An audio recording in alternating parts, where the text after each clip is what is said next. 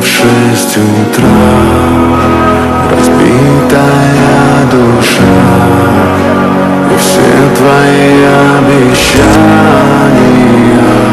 пустота.